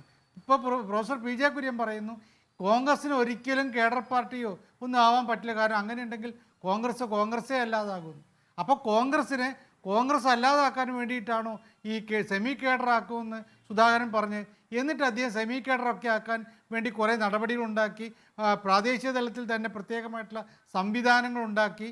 അങ്ങനെയൊക്കെ ഉണ്ടാക്കുന്നതിന് കാരണമായിട്ട് അന്ന് അദ്ദേഹം പറഞ്ഞ കാര്യം, കോൺഗ്രസ്സിന് ഇവിടെ തെരഞ്ഞെടുപ്പ് സമയത്ത് ബൂത്തിലിരിക്കാൻ പലയിടത്ത് ആളെ കിട്ടാറില്ല, ആ സാഹചര്യം മാറ്റിയെടുക്കാനാണ് ഞാനിതൊക്കെ ചെയ്യുന്നതെന്ന് പറഞ്ഞു. ഇപ്പം ആ സംവിധാനം പൂർണ്ണമായിട്ടും മാറ്റിയിട്ട് ഇനി എല്ലാ സ്ഥലങ്ങളിലും കോൺഗ്രസിൻ്റെ സജീവ പ്രവർത്തകരുണ്ടാകുമെന്ന് പറഞ്ഞത് നമ്മളാരുമല്ല, സുധാകരനാണ്. പക്ഷേ ഇപ്പോൾ താങ്കൾ തന്നെ പറഞ്ഞില്ല, പല മണ്ഡലങ്ങളിലും 2 സ്ഥാനാർത്ഥികളാണ് പറഞ്ഞത് ഞങ്ങളുടെ മണ്ഡലത്തിൽ ഇത്ര സ്ഥലത്ത് ഇരിക്കാൻ ആളുണ്ടായിരുന്നില്ല എന്നുള്ളത്. അപ്പോൾ സ്വാഭാവികമായിട്ടും ചോദിക്കില്ലേ കെ സുധാകരൻ എന്നുള്ള KPC പ്രസിഡന്റ് വിജയമാണോ പരാജയമാണോ എന്ന്. ഇനി അദ്ദേഹം KPC പ്രസിഡന്റ് ആയിരിക്കെ അദ്ദേഹം പരസ്യമായിട്ടുള്ള പല വിവാദങ്ങളും ഉണ്ടാക്കിയത്. VD സതീഷിനെതിരെ പറഞ്ഞ കാര്യം ഇപ്പോൾ ഇവിടെ അനിൽകുമാർ സൂചിപ്പിച്ചല്ലോ. ഇങ്ങനെ പ്രതിപക്ഷ നേതാവും KPCC പ്രസിഡന്റും തമ്മിലുള്ള പോരാട്ടം നമ്മൾ എത്ര തവണ കണ്ടതാണ്. അദ്ദേഹത്തിന് എപ്പോഴും ഈ ഒരു പ്രതിയോഗിയെ മുന്നിൽ നിർത്തുക എന്ന് പറയുന്നത് അദ്ദേഹത്തിൻ്റെ സ്വഭാവമാണ്. അതാണ് അദ്ദേഹത്തിന് ജാത്യാലുള്ളത് തൂത്താൽ പോകില്ല. അതാണ് താങ്കളുടെ പ്രാഥമികമായിട്ടുള്ള വാദം. ദയവായി തുടരുക സജീവൻ. ജേക്കബ് ജോർജ്, എനിക്കൊരു ഇടവേളയിലേക്ക് പോകട്ടെ. അതിനു മുമ്പ് നോക്കൂ, സുധാകരനോട് തൽക്കാലം ഫലം വരുന്നതുവരെ മാറി നിൽക്കാൻ AICC ആവശ്യപ്പെട്ടു എന്നുള്ളതായിരുന്നു നേരത്തെ ഉണ്ടായിരുന്ന വാർത്ത. പക്ഷേ അങ്ങനെ ഫലം വരുന്നതുവരെ തന്നെ അപമാനിച്ച് മാറ്റി നിർത്തുന്നത് ഒട്ടേറെ ഊഹാപോഹങ്ങൾക്കിടയാക്കും എന്ന് സുധാകരൻ AICCയോട് കമ്മ്യൂണിക്കേറ്റ് ചെയ്തു. മാത്രമല്ല ചില സമ്മർദ്ദങ്ങൾ സുധാകരൻ്റെ ഭാഗത്തുനിന്നുണ്ടായിരുന്നു. അതിനെ ഭീഷണി എന്ന് വിളിക്കുന്നവരുണ്ട്. ഭീഷണി എന്താണ് എന്ന് ചോദിച്ചാൽ സുധാകരൻ സാധാരണഗതിയിൽ പറയുന്ന കാര്യങ്ങൾ തന്നെ ആയിരിക്കാം. അതിൻ്റെ അപ്പുറത്തേക്ക് നോക്കൂ, ഇതൊക്കെ നമ്മൾ പല വായിൽ നിന്നും കേൾക്കുന്നതാണ്. നമുക്ക് വിളിച്ചു പറയാൻ സാധിക്കാത്ത ചില സമ്മർദ്ദങ്ങൾ പോലും ഉണ്ട് എന്നുള്ളത് ഒരുപക്ഷെ താങ്കൾക്ക് ഊഹിക്കാവുന്നതേ ഉള്ളൂ. ഇവിടെ പക്ഷേ നോക്കൂ, MMSനെ ഇപ്പോൾ KPCC അധ്യക്ഷനായി നിലനിർത്തിയാൽ MMSന് അടുത്ത നിയമസഭാ തെരഞ്ഞെടുപ്പ് വരെ PCC അധ്യക്ഷനാണ് ശ്രീ ജേക്കബ് ജോർജ്. അത് യഥാർത്ഥത്തിൽ KC വേണുഗോപാൽ എന്ന ഹൈക്കമാൻഡ് ഇപ്പോൾ ആഗ്രഹിക്കുന്നുണ്ടോ? ഇപ്പോൾ കെ സുധാകരനെ ലോക്സഭാ തെരഞ്ഞെടുപ്പ് ഫലം വന്നതിന് ശേഷം മാറ്റുകയാണ് എങ്കിൽ KC വേണുഗോപാലിനെ സംബന്ധിച്ചിടത്തോളം അദ്ദേഹത്തിൻ്റെ നോമിനിയെ അദ്ദേഹത്തിന് PCC അധ്യക്ഷനാക്കാം. പിന്നെ എന്തിനാ MMS എന്നൊരു ഗ്രൂപ്പുകാരനെ, ഒരു അവശേഷിക്കുന്ന ഗ്രൂപ്പുകാരനെ PCC അധ്യക്ഷനാക്കുന്നത്? ഇപ്പോൾ സുധാകരൻ ഇപ്പോൾ സ്ഥാനം കൊടുക്കുന്നതല്ലേ നല്ലത്? ഇലക്ഷൻ കഴിഞ്ഞതിന് ശേഷം പൊതുസെക്രട്ടറി പേരിൽ മാറ്റാലോ. പക്ഷേ എന്തൊക്കെ പറഞ്ഞാലും നികേഷ്, ഇതൊക്കെ കാര്യങ്ങൾ വളരെ ഗ്രേസ്ഫുൾ ആയിട്ട് ചെയ്യേണ്ടിയിരുന്നു. ഹൈക്കമാൻഡ്, AICC എന്നൊക്കെ പറഞ്ഞാൽ ഇന്ത്യ പോലുള്ള വലിയ ജനാധിപത്യ രാജ്യത്തിലെ ഒരു വലിയ സംഘടനയുടെ നേതൃത്വത്തിൻ്റെ കാര്യമാണ് നമ്മൾ ഈ പറയുന്നത്. അവരൊക്കെ ചെയ്യുന്ന ഓരോ കാര്യങ്ങൾക്കും അതിൻ്റേതായ ഒരു ലോജിക്കും കാര്യവും കാരണവുമൊക്കെ ഉണ്ടാവേണ്ടിയിരുന്നു. പക്ഷേ സുധാകരൻ്റെ കാര്യത്തിൽ ഉണ്ടാവാഞ്ഞത് എന്ത് എന്നുള്ള ചോദ്യത്തിന് വലിയ പ്രസക്തിയുണ്ട്. കാരണം സുധാകരന് ഇന്ന് ശത്രുക്കൾ ഏറെയാണ്. സുധാകരൻ KPCC അധ്യക്ഷനായിരുന്നാൽ സംഘടനാപരമായി കാര്യങ്ങൾ നടക്കില്ല എന്നൊരു ധാരണ നേതൃത്വത്തിൽ ഉണ്ടായിട്ടുണ്ട്. ഇന്ന് MM ഹസനും പ്രതിപക്ഷ നേതാവ് VD സതീശനും ഇപ്പോൾ ഒരു ഒപ്പിട്ട് സ്ഥാനമേൽക്കാവുന്നതേ ഉള്ളൂ KPCC പ്രസിഡന്റിന് K സുധാകരന്. പക്ഷെ അദ്ദേഹം ആളെയും കൂട്ടി വന്നു. ഒരു ഷോ ഓഫ് സ്ട്രെങ്ത്, ഒരു ശക്തി പ്രകടനമാക്കി മാറ്റുകയാണ്. ഇത് തിരഞ്ഞെടുപ്പ് നടന്ന് ഉടനെ സ്ഥാനം വെക്കുകയല്ലല്ലോ. ഒരു സ്ഥാനത്തുനിന്ന് മാറി നിന്നു, തിരഞ്ഞെടുപ്പിന് വേണ്ടി അദ്ദേഹത്തിന് സ്ഥാനാർത്ഥിയായിരുന്നു, വീണ്ടും സ്ഥാനത്തിലേക്ക് തിരിച്ചു വരുന്നു. ഒരൊറ്റ ഒപ്പിൻ്റെ കാര്യം മാത്രമേ ഉള്ളൂ. അവിടെ അങ്ങനത്തെ ചടങ്ങും ഉണ്ടാവേണ്ടിയിരുന്നില്ല. പക്ഷേ അത് ഇത്രയും വഷളാക്കിയതിന് സുധാകരനും പങ്കുണ്ട്, തീർച്ചയായിട്ടും ഹൈക്കമാൻഡിനും പങ്കുണ്ട്. ഒരു വിവേകപൂർവമായ ഒരു തീരുമാനം അല്ല എടുത്തത് എന്ന കാര്യത്തിൽ യാതൊരു സംശയമില്ല. പക്ഷേ ഇവിടെ Jacob George, K Sudhakaran charge എടുക്കുമ്പോൾ വളരെ അപൂർവം നേതാക്കൾ മാത്രമേ അവിടെ ഉണ്ടായിരുന്നുള്ളൂ എന്നുള്ളതാണ്. MM ഹസൻ തിരുവനന്തപുരത്തുണ്ട്. അതെ, MM ഹസൻ തിരുവനന്തപുരത്തുണ്ട്. അത് MM ഹസൻ ഇന്നത്തെ ചടങ്ങിന് പങ്കെടുക്കാതിരുന്നതിനും കാരണമുണ്ട്. അത് നമുക്കൊക്കെ അറിയാവുന്ന കാര്യമല്ലേ. അവരൊക്കെയും K സുധാകരനോട്, KPCC അധ്യക്ഷനോട് പുറംതിരിഞ്ഞ് നിൽക്കുന്നു എന്നതാണ് വസ്തുത. എന്താണ് കാരണമെന്ന് പറയേണ്ടതില്ല. അദ്ദേഹം ഒരുപക്ഷെ എനിക്ക് നികേഷിനോട് അങ്ങനെ ദേഷ്യം തോന്നേണ്ട കാര്യമില്ലല്ലോ. പക്ഷേ നികേഷിന് എന്നോട് ദേഷ്യം തോന്നിയാൽ, എനിക്ക് നികേഷിനോട് ദേഷ്യം തോന്നിയാൽ അത് രണ്ടുപേരും തമ്മിലുള്ള വിദ്വേഷമായിട്ട് മാറും. അതാണ് ഇവിടെ സംഭവിച്ചിരിക്കുന്നത്. സുധാകരനോട് വലിയ വിദ്വേഷം കോൺഗ്രസിൻ്റെ അകത്തുണ്ടായിരിക്കുന്നു. കോൺഗ്രസിലെ പല നേതാക്കളോടും K സുധാകരനും വിദ്വേഷം ഉണ്ടായിരിക്കുന്നു. ശരി, ഞാൻ വരാം രണ്ടാം ഘട്ടത്തിലേക്ക്. ചെറിയ ഇടവേളയ്ക്ക് ശേഷം വാർത്തകൾ തുടർന്നു. അഡ്വക്കേറ്റ് അനിൽകുമാർ, നോക്കൂ, സംസ്ഥാന കോൺഗ്രസിൽ നേരത്തെ ഉണ്ടായിരുന്നത് AI ദ്വന്ദ്വങ്ങളാണ്. പാർട്ടി നേരിട്ട് കാര്യങ്ങൾ കൈകാര്യം ചെയ്യുന്നതിനപ്പുറത്തേക്ക് ഗ്രൂപ്പ് മാനേജർമാരായിരുന്നു കോൺഗ്രസ് പാർട്ടിയെ മുന്നോട്ട് കൊണ്ടുപോയിരുന്നത്. അക്കാര്യത്തിൽ അന്ന് PCC അധ്യക്ഷനായിട്ടുള്ള VM സുധീരനടക്കം നേരിട്ട് ഈ ഗ്രൂപ്പ് മാനേജർമാരെ കുറിച്ച് പരാമർശിച്ചത് നമ്മുടെ എല്ലാം ശ്രദ്ധയിൽപ്പെട്ടിട്ടുള്ളതാണ്. ആ ഘട്ടത്തിലാണ് ഈ പറയുന്ന ഗ്രൂപ്പ് രാഷ്ട്രീയം ഒഴിവാക്കാൻ വേണ്ടി സംഘടനാ രംഗത്തെ അധികായനായിട്ടുള്ള K സുധാകരനെ PCC അധ്യക്ഷ സ്ഥാനത്തേക്ക് വരുന്നത്. പാർലമെൻ്ററി രാഷ്ട്രീയത്തിലെ തീപ്പൊരിയായിട്ടുള്ള VD സതീശനെ പാർലമെൻ്ററി പാർട്ടി നേതാവാക്കിയിട്ടുള്ളത് എന്നുള്ളതാണ്. അതിനുശേഷമാണ് നമ്മൾ തൃക്കാക്കര നിയമസഭാ ഉപതെരഞ്ഞെടുപ്പിൽ 3 ഇരട്ടി ഭൂരിപക്ഷത്തിൽ UDF ജയിക്കുന്നത് കണ്ടത്. ഉമ്മൻചാണ്ടിയുടെ നിര്യാണത്തെ തുടർന്ന് അദ്ദേഹത്തിന് കിട്ടാത്ത ഭൂരിപക്ഷം അദ്ദേഹത്തിൻ്റെ മകൻ സ്ഥാനാർത്ഥി അപ്പോൾ വാങ്ങിക്കൊടുത്തിരിക്കുന്നു. ഏറ്റവും ഒടുവിലത്തെ ഒരുപക്ഷെ പഞ്ചായത്ത് തെരഞ്ഞെടുപ്പ് സെറ്റ് ഒഴിച്ച് ബാക്കിയെല്ലാ പഞ്ചായത്ത് തെരഞ്ഞെടുപ്പുകളിലും ജയിച്ചത് UDF ആണ് എന്നുള്ളതാണ്. അപ്പോൾ ആ മാറ്റം നമുക്ക് കാണാവുന്നതാണ് കോൺഗ്രസ് രാഷ്ട്രീയത്തെ. യഥാർത്ഥത്തിൽ CPM അതിനെ ഭയക്കേണ്ടതല്ലേ, ഈ ഒരു സംഘടനാപരമായും പാർലമെൻ്ററി രംഗത്തുമുള്ള ഈ തിളക്കം UDFൻ്റെ? ഒരിക്കലുമില്ല. UDFൻ്റെ സ്ട്രാറ്റജി ബഹുമാനപ്പെട്ട PJ കുര്യൻ പറഞ്ഞ പോലെ മാർക്സിസ്റ്റ് വിരുദ്ധ രാഷ്ട്രീയത്തിൽ അടിസ്ഥാനപ്പെടുത്തിയതാണ്. പക്ഷേ ഈ കേരളത്തിൻ്റെ മൈൻഡ് സെറ്റ് എന്ന് പറയുന്നത് ഇന്ന് BJP വിരുദ്ധതയാണ്. അപ്പോൾ BJP വിരുദ്ധമായ ഒരു ബഹുഭൂരിപക്ഷത്തിൻ്റെ കേരളവും മാർക്സിസ്റ്റ് വിരുദ്ധതയെ ഉൽപ്പാദിപ്പിക്കാൻ ശ്രമിക്കുന്ന വലതുപക്ഷത്തിലെ കോൺഗ്രസിൻ്റെ ഒരു നേതൃത്വവും തമ്മിലുള്ള ഒരു വെല്ലുവിളിയാണ് ഈ ലോക്സഭാ തെരഞ്ഞെടുപ്പിൽ കണ്ടത്. ഇതിലേതാണ് ജയിച്ചതെന്നുള്ളതാണ് ലോക്സഭാ തെരഞ്ഞെടുപ്പിൻ്റെ ഫലം ഉണ്ടെന്ന് നമുക്ക് പറയാൻ പറ്റുന്നത്. പിണറായി വിരുദ്ധത, മാർക്സിസ്റ്റ് വിരുദ്ധത അതിലൂന്നിക്കൊണ്ട് തങ്ങളുടെ രാഷ്ട്രീയത്തെ കെട്ടിയിടാൻ വേണ്ടി UDF നോക്കി. അത് UDFന് ഗുണമായോ എന്നുള്ളതാണ് അവരുടെ വ്യാഖ്യാനം. ഭരണവിരുദ്ധ വികാരമുണ്ട്, പിണറായിക്കെതിരായിട്ട് വോട്ടുണ്ട്, ഇതാണ് UDFൻ്റെ ഏക ചിന്ത. അതേസമയം ഇന്ത്യ രാജ്യത്തിൻ്റെ സാഹചര്യത്തിലാണ് കേരളത്തിലെ ജനങ്ങൾ കഴിഞ്ഞ തെരഞ്ഞെടുപ്പിൽ ചിന്തിച്ചത്, ഇപ്പോഴും ചിന്തിച്ചു കൊണ്ടിരിക്കുന്നത്. അതുകൊണ്ട് പഴയ കാലത്തെ മാർക്സിസ്റ്റ് വിരുദ്ധ രാഷ്ട്രീയം അറബിക്കടലിൽ പോയിരിക്കുന്നു. ഇനി മാർക്സിസ്റ്റ് വിരുദ്ധ രാഷ്ട്രീയത്തിന് പ്രസക്തിയില്ല. പ്രത്യേകിച്ച് 2004 UPA സർക്കാരിന് കേരളത്തിലെ ഇടതുപക്ഷം നൽകിയ പിന്തുണയോടുകൂടി ഇന്ത്യ രാജ്യത്തെ ജനങ്ങളുടെ മനസ്സിൽ ഉണ്ടായിട്ടുള്ള പുതിയ ബോധമെന്ന് പറയുന്നത് BJPക്കെതിരായ പൊതു പ്ലാറ്റ്ഫോം രൂപപ്പെടുത്തൽ തന്നെയാണ്. അതുകൊണ്ട് ഈ നേതൃത്വത്തിൻ്റെ ഭാരമായിരിക്കുന്നു. നമ്മൾ ആലോചിച്ച് നോക്കൂ, എന്തെങ്കിലും പക്വത ഇവർ പ്രകടിപ്പിച്ചോ? ഏത് കാലത്താണ് സുധാകരൻ കേരളമാകെ നിറഞ്ഞു നിന്നൊരു നേതാവായിരുന്നത്? ഏത് കാലത്താണ് VD സതീശൻ കേരളമാകെ നിറഞ്ഞു നിന്നൊരു നേതാവായിരുന്നത്? VM സുധീറിനോട് എത്രത്തോളം അനാദരവോടുകൂടി VD സതീശൻ പെരുമാറിയിട്ടുണ്ട്? ധിക്കാരത്തോടും ധാർഷ്ട്യത്തോടും കൂടി സുധീറിനോട് പെരുമാറിയിട്ടില്ലേ? മുല്ലപ്പള്ളി രാമചന്ദ്രനും VD സതീശനും തമ്മിലുള്ള ബന്ധം എന്തായിരുന്നു? സതീശൻ എന്ന് പറയുന്ന ആൾ കൃത്യമായിട്ട് ഇക്കാര്യങ്ങൾ ചെയ്തു വന്നയാളാണോ?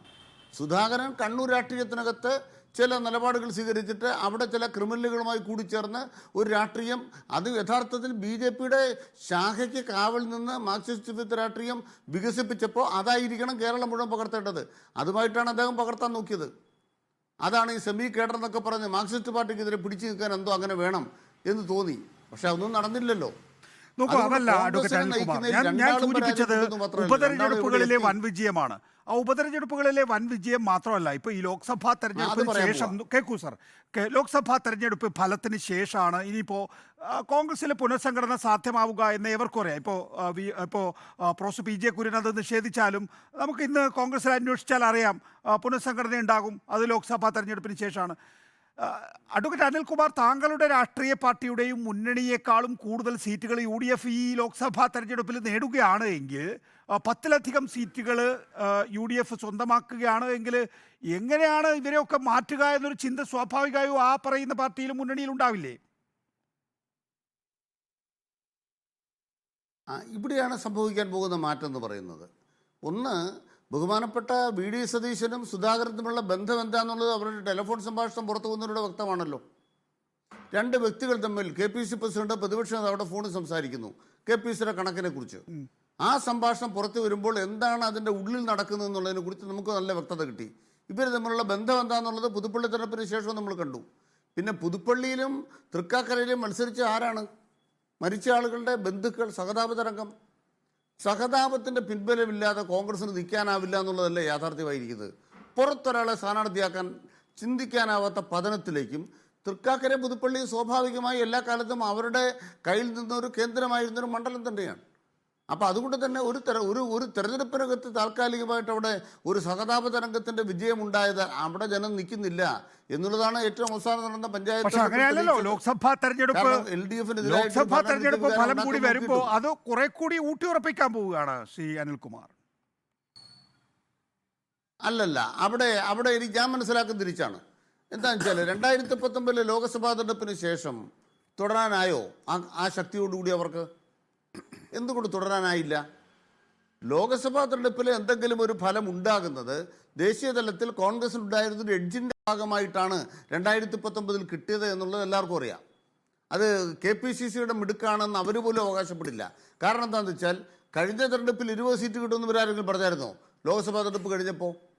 സ്വാഭാവികമായും ഭാരവാഹികൾക്കെല്ലാം നല്ല പങ്കാളിത്തം ഉണ്ടെങ്കിലും രാഷ്ട്രീയം കരുപ്പിടിപ്പിക്കുന്നത് എങ്ങനെയെന്നുള്ള ചോദ്യം, അതിൽ സ്ട്രാറ്റജിക്കറായി എറർ സംഭവിക്കാൻ ഇടവരുന്ന വിധം പെരുമാറിയിട്ടുള്ള UDF ആണ്. ഇനി അതിനേക്കാൾ വലിയ അപകടം വരാൻ പോകണം കേട്ടോ. അതുകൂടെ ഞാൻ പറഞ്ഞ് അവസാനിപ്പിക്കാം. ഈ പ്രതിപക്ഷ നേതാവ് ചെന്ന വെട്ടെന്താണെന്നറിയാമോ? ഇപ്പം മാത്യു കുഴൽനാടൻ കേസ് തോറ്റോടുകൂടി കുഴൽനാടൻ ഒറ്റയ്ക്ക് തോറ്റു എന്നാണ് പലരുടെയും ധാരണ. കുഴൽനാടൻ മനസ്സിലാക്കേണ്ട, കുഴൽനാടൻ്റെ സന്തോഷം എന്താണ്? AI ക്യാമറയുടെ കേസ് കൊടുത്തതും ചെന്നിത്തലയും അതുപോലെ തന്നെ VD സതീശനോട് ഒരുമിച്ചാണ്. അതുപോലെ തന്നെ K-ഫോണിൻ്റെ കേസ് കൊടുത്ത് ഇവർ ഒരുമിച്ചാണ്. ആ രണ്ട് കേസിൻ്റെ അവസ്ഥ എന്താ? മാസപ്പടി കേസ് പൊളിഞ്ഞ് പാളീസായതുകൊണ്ട് കുഴൽനാടൻ്റെ മേത്ത് വരെ വെച്ചിട്ട് കാര്യമില്ല കേട്ടോ. ഈ രണ്ട് നേതാക്കന്മാരോട് കൊടുത്ത കേസിനകത്ത് UDF ഇതുവരെ ഉണ്ടാക്കിയ പിണറായി വിരുദ്ധ വ്യാഖ്യാനങ്ങൾ മുഴുവൻ കുടിച്ചു മൂടപ്പെടുകയാണ്. അതാണ് സംഭവിക്കാൻ പോണത്. കളവ് പ്രചരിപ്പിച്ചതിന് തിരിച്ചടി കിട്ടാൻ പോവാണ്. ശ്രീ ജേക്കബ് ജോർജ്, ഇപ്പോൾ നമ്മൾ താങ്കൾ ദീർഘകാലം തിരുവനന്തപുരം കേന്ദ്രീകരിച്ച് മാധ്യമ പ്രവർത്തനം നടത്തി കോൺഗ്രസിലെ ഗ്രൂപ്പ് രാഷ്ട്രീയം വളരെ സൂക്ഷ്മമായി നിരീക്ഷിച്ചിട്ടുള്ള ആളാണ്. നോക്കൂ, കരുണാകരൻ ആന്റണി ദ്വന്ദ്വം, പിന്നീട് ഉമ്മൻചാണ്ടി രമേശ് ചെന്നിത്തല, ഇതൊക്കെ നേരിട്ട് കണ്ടിട്ടുള്ള ആളാണ്.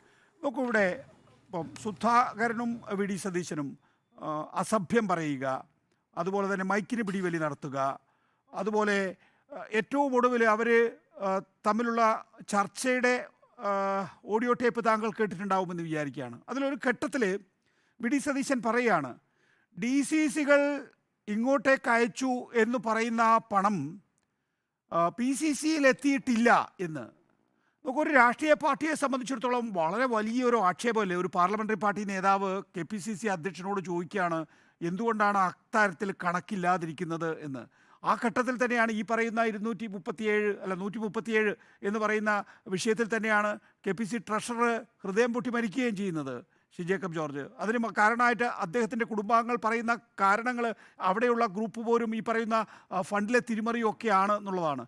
ഇത് കയ്യും കെട്ടി നോക്കി നിൽക്കുക എൻറ്റയർ സിസ്റ്റം എന്നാണോ കരുതേണ്ടത്, അതോ അതിനപ്പുറത്തേക്ക് എന്തൊക്കെയോ ഒരുങ്ങുന്നുണ്ട് എന്ന സൂചനയാണോ യഥാർത്ഥത്തിൽ KPC പ്രസിഡന്റിന് ചാർജ് എടുക്കാൻ വേണ്ടി തെരഞ്ഞെടുപ്പ് ഫലം വരെ കാത്തിരിക്കേണ്ടി വരുമെന്ന ആദ്യ സൂചന നൽകിയത്?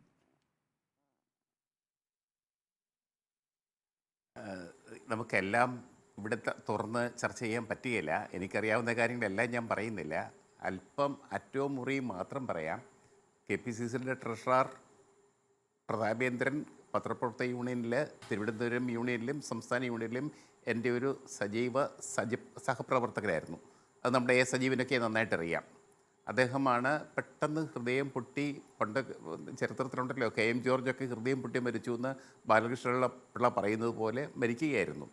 ട്രഷറർ ആ സ്ഥാനത്തിരുന്നത് കൊണ്ടാണ് അദ്ദേഹം മരണമടഞ്ഞത്. KPCCയുടെ ഫണ്ട് പിരിവിൽ, കോൺഗ്രസിൻ്റെ ഫണ്ട് പിരിവിൽ, അതിൻ്റെ പണം ഉപയോഗിക്കുന്നതിൽ വലിയ പ്രശ്നങ്ങൾ ഉണ്ടായിട്ടുണ്ട്. അത് കോൺഗ്രസിലെ പല നേതാക്കൾക്കും അറിയാം. അതാണ് ഈ പ്രശ്നങ്ങൾക്കൊക്കെയും അടിസ്ഥാന കാരണം എന്ന് നമുക്ക് വ്യാഖ്യാനിക്കാം.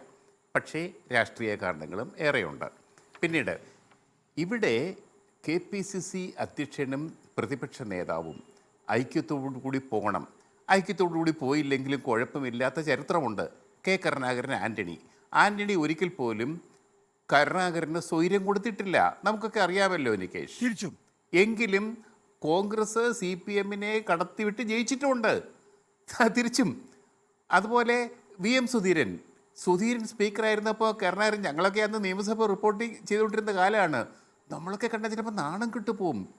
എന്തായിരുന്നു സ്പീക്കർ, സഭാധ്യക്ഷനായ സ്പീക്കർ സഭാ നേതാവായ മുഖ്യമന്ത്രിയെ സഭയ്ക്കകത്ത്, കേരള നിയമസഭയ്ക്കകത്ത് ഇട്ട് പരസ്യമായിട്ട് ചുട്ട് കരിക്കുകയാണേ. കേരള നിയമസഭയിൽ കോൺഗ്രസിൻ്റെ നേതാക്കളാണ് രണ്ടുപേരും. എന്തെല്ലാം നമ്മൾ കണ്ടു, എന്തെല്ലാം കേരളം കണ്ടു. ആൻ്റണി കരുണാകരന് സൗകര്യം കൊടുത്തില്ല. പക്ഷേ കരുണാകരൻ്റെ മകൻ മുരളീധരൻ ആൻ്റണി മുഖ്യമന്ത്രിയായപ്പോൾ നല്ല ഒന്നാം തരം സഹപ്രവർത്തകനായി KPCC അധ്യക്ഷനായി പ്രവർത്തിച്ചു. അതും കേരളം കണ്ടു. പിന്നീട് രമേശ് ചെന്നിത്തല KPCC അധ്യക്ഷനായപ്പോൾ ഉമ്മൻചാണ്ടിക്ക് പൂർണ്ണമായ പിന്തുണ കൊടുത്തു നികേഷ്. പക്ഷേ VM സുധീരനെതിരെ കോൺഗ്രസ് കരുണാകരനൊക്കെ അല്ല ഉമ്മൻചാണ്ടിയൊക്കെ ആവുന്നു ശ്രമിച്ചു. ഉമ്മൻചാണ്ടിയും നമ്മുടെ PJ കുര്യൻ പോയി. ഉമ്മൻചാണ്ടിയും രമേശ് ചെന്നിത്തലയും ഒന്നിച്ചാണ്, KPCC അധ്യക്ഷനും ഒന്നിച്ചാണ് രമേശ് ചെന്നിത്തല മന്ത്രിയാവാൻ വേണ്ടി KPCC അധ്യക്ഷ സ്ഥാനം G. കാർത്തികേയന് കൊടുക്കണമെന്ന് പറഞ്ഞത്. G. കാർത്തികേയൻ സ്പീക്കറാണ്. G. കാർത്തികേയൻ പെട്ടി അടുക്കി വെച്ചിരിക്കുകയാണ് ഡൽഹിക്ക് പോകാൻ, സ്ഥാനമേറ്റിട്ട് വരാൻ. പക്ഷേ കൊടുത്തില്ല. G. കാർത്തികേയനെ അല്ല സ്പീക്കറാക്കിയത്, KPCC അധ്യക്ഷനാക്കിയത്. പകരം സുധീരനെ ആക്കി. ആ കോൺഗ്രസിൻ്റെ ഗവൺമെൻറ് തകരുകയും ചെയ്തു. ഭരണത്തുടർച്ച പ്രതീക്ഷിച്ചിരുന്ന ഉമ്മൻചാണ്ടിയുടെ ഗവൺമെൻറ്റിനെ തകർത്തതിൽ അന്നത്തെ KPCC അധ്യക്ഷന് വലിയ പങ്കുണ്ടായിരുന്നു, യാതൊരു സംശയമില്ല. പക്ഷേ ഇനി ഇത് തുടരാൻ കോൺഗ്രസിന് ആരോഗ്യമില്ല, കോൺഗ്രസ് എന്ന സംഘടനയ്ക്ക് ആരോഗ്യമില്ല. അതാണ് ജേക്കബ് ജോർജ്. ശരിയാണ്, സുധീരൻ ഒരുപാട് പ്രശ്നങ്ങൾ ഉണ്ടാക്കിയിട്ടുണ്ട്. പ്രത്യേകിച്ച് ഈ ബാർ കുത്തിപ്പൊക്കി കൊണ്ടുവന്നത് സുധീരൻ തന്നെയാണ്. പക്ഷെ നമുക്ക് ഓർമ്മയില്ലേ, ആ കാലഘട്ടത്തിലൊക്കെ തന്നെയും കടുംവെട്ട് എന്നോടാണ്. ഈ കസേരയിൽ ഇരിക്കുമ്പോഴാണ് ഇപ്പോഴത്തെ പ്രതിപക്ഷ നേതാവും അന്നത്തെ പറവൂർ MLA VD സതീശൻ പറയുന്നത്. ഞാൻ ചോദിച്ചു, ഇത് കൊള്ളയല്ലേ എന്ന് ഞാൻ ചോദിച്ചപ്പോൾ അദ്ദേഹം പറയാണ്, കൊള്ളയല്ല നികേഷേ, തീവട്ടിക്കൊള്ളയാണ് എന്ന്. നോക്കൂ, ആ കാലഘട്ടത്തിൽ എന്തെല്ലാം തീരുമാനങ്ങൾ ഉണ്ടായിരുന്നു, അതല്ലേ ആ സർക്കാരിനെ ഇല്ലാതാക്കിയത്. ഇപ്പോൾ നേരത്തെ അഡ്വക്കേറ്റ് അനിൽകുമാർ പറയുന്നു, നോക്കൂ, രാഷ്ട്രീയ സമീകരണം അത് വളരെ പ്രധാനപ്പെട്ടതാണ്. ഇവിടെ എനിക്ക് തോന്നിയ BJPയിലേക്ക് പോകൂ എന്ന് പറയുന്ന ഒരു PCC പ്രസിഡന്റിനെ പോലെയാണോ നിങ്ങൾ VM സുധീരനെ കാണേണ്ടത്, അല്ലെങ്കിൽ മുല്ലപ്പള്ളി രാമേന്ദ്രൻ? അവർക്കൊരു പക്ഷേ സംഘടനയെ ചടുലമായി നയിക്കാൻ കഴിഞ്ഞിട്ടുണ്ടാവില്ല, വലിയ നിലയിൽ ഫണ്ടൊന്നും സമാഹരിക്കാൻ കഴിഞ്ഞിട്ടുണ്ടാവില്ല. പക്ഷെ അവർക്കൊരു രാഷ്ട്രീയം ഉണ്ടായിരുന്നല്ലോ. ഇപ്പോൾ രാഷ്ട്രീയം ഉണ്ടോ? അല്ലല്ല, അത് ശരി. തീർച്ചയായിട്ടും നികേഷ് പറയുന്ന ആ വിഷയത്തോട് ഞാൻ യോജിക്കുന്നു. കോൺഗ്രസിൻ്റെ അകത്ത്, കോൺഗ്രസ് ഭരണത്തിനകത്ത് വലിയ ജീർണതകളുണ്ടായിരുന്നു. അത് CPM ഫലപ്രദമായിട്ട് വിനിയോഗിച്ചു. പക്ഷേ അതിൻ്റെ അകത്തൊരു രാഷ്ട്രീയമുണ്ട് നികേഷ്. ആ രാഷ്ട്രീയ ബോധമാണ് സുധീരൻ ലംഘിച്ചതെന്ന് ഞാൻ പറയും. അത് മാത്രമേ എനിക്ക് പറയാനുള്ളൂ. ഇനിയിപ്പോൾ ഇന്നത്തെ സാഹചര്യത്തിൽ പ്രത്യേകിച്ച് BJP കേരളത്തിലേക്ക് കാലുകുത്താൻ, ഒരു വേരുണ്ടാക്കാൻ വളരെ ശക്തമായിട്ട് പരിശ്രമിച്ചുകൊണ്ടിരിക്കുമ്പോൾ, ഈ രണ്ട് പാർട്ടികളും ഉയർന്നു നിൽക്കുമ്പോൾ, ഈ രണ്ട് പാർട്ടികളിൽ ഒന്ന് ക്ഷീണിക്കാതെ BJPക്ക് വളരാനാവില്ല. അവിടുന്ന് ഒരു പത്മജയും ഇവിടുന്ന് ഒരു അനിലിനെയും ഒക്കെ പൊക്കിയെടുക്കാൻ കഴിഞ്ഞുകൊണ്ടിരിക്കും. പക്ഷേ ആത്യന്തികമായിട്ട് കേരളത്തിൽ ഒരു വളർച്ച ഉണ്ടാകണമെങ്കിൽ അതിൻ്റെ പിന്നിൽ ശക്തമായൊരു പിന്തുണയുണ്ടാകണം, ജനകീയമായ മുന്നേറ്റം ഉണ്ടാവണം. അതിന് BJPക്ക് നല്ല നേതൃത്വം വേണം കേട്ടോ, അത് ഞാൻ പ്രത്യേകം എടുത്തു പറയുന്നു. പക്ഷേ കോൺഗ്രസ്സിന് ശക്തമായൊരു നേതൃത്വം കിട്ടാൻ യാതൊരു പാടുമില്ല. ഇവിടെ കോൺഗ്രസ്സിന് രണ്ടാം നിരയും മൂന്നാം നിരയും ഇഷ്ടം പോലെയുണ്ട്. ആ നിരയിൽ നിന്ന് നല്ല സമർത്ഥരെ KPCC അധ്യക്ഷനായിട്ടൊക്കെ കൊണ്ടുവരണം. DCC നേതൃത്വത്തിലേക്ക് നല്ല ചെറുപ്പക്കാരെ കൊണ്ടുവരണം. അതാണ് ഇന്ന് കോൺഗ്രസിന്റെ ആവശ്യം. ഞാൻ ശങ്കുട്ടിദാസിലേക്കും സജീവനിലേക്കും വരുന്നുണ്ട്. ചെറിയ ഇടവേളയ്ക്ക് ശങ്കുട്ടിദാസ്, നേരത്തെ ശ്രീ ജേക്കബ് ജോർജ് പറഞ്ഞത് താങ്കളും ശ്രദ്ധിച്ചിട്ടുണ്ടാകുമെന്ന് വിചാരിക്കുകയാണ്. BJP തനിയെ വളരില്ല, നല്ലൊരു നേതൃത്വം വേണം. അതാണ് ജാവ്ദേക്കർ ഇവിടെ വന്നിട്ട് പറഞ്ഞത്. ഇവിടെ സാധാരണഗതിയിൽ ഞങ്ങൾ ഇന്ത്യയിലെ ആകമാനം പ്രതിപക്ഷ നേതാക്കളുമായിട്ടൊക്കെ സംസാരിക്കാറുണ്ട്. ഇവിടെ മാത്രമാണ് അത് വ്യക്തി രാഷ്ട്രീയ ലാഭത്തിന് വേണ്ടി നേതാക്കൾ ഉപയോഗിക്കുന്നത് എന്ന്. ശ്രീ ശങ്കുട്ടിദാസ്, BJPയെ സംബന്ധിച്ചിടത്തോളം K സുധാകരനോ അല്ലെങ്കിൽ നിങ്ങൾ പറയുന്ന മറ്റ് നേതാക്കളോ ഒക്കെ തന്നെയും ലിസ്റ്റിൽ ഉണ്ടാകുമായിരിക്കും. പക്ഷേ അതിനൊരു ജൈവ ഘടന, വളർച്ചയുടെ ജൈവ ഘടന ഉണ്ടാക്കേണ്ടത് BJP എന്ന രാഷ്ട്രീയ പാർട്ടിയാണ്.